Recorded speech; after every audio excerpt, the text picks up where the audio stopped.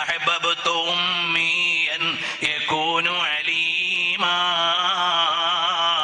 ഇൽമൻ യഫൂഖുൽ ഖാരിഈന യതീമാ ഫഅതാഹു ജിബ്രീലുൽ അമീനു നദീമാ ഫയ്യാളതൻ കഫാഹു ജിദ്ദു കരീമാ സല്ലു അലൈഹി വസല്ലിമു തസ്ലീമാ.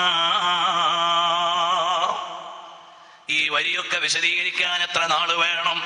അഹ്ബബ്തു ഉമ്മിയൻ, ഉമ്മിയായ നബി സല്ലല്ലാഹു അലൈഹി വസല്ലം തങ്ങളെ ഞാൻ ഇഷ്ടം വെക്കുകയാണ്.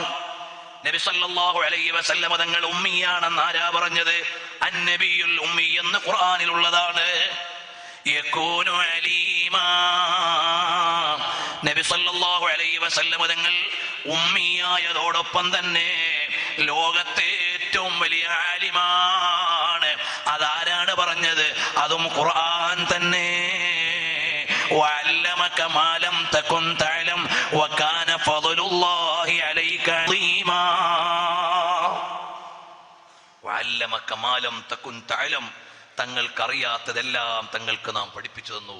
വകാന ഫളലുല്ലാഹി അലൈക അളീമാ, അല്ലാഹു എത്ര വലിയ ഔദാര്യാണ് തങ്ങൾക്ക് ചെയ്തു തന്നിരിക്കുന്നത്. ഖുർആൻ ചോദിക്കുക. അപ്പൊ ഈ രണ്ട് ആയത്തും മെർജ് ചെയ്തുകൊണ്ട് മഹാനവറുകൾ പറയാ,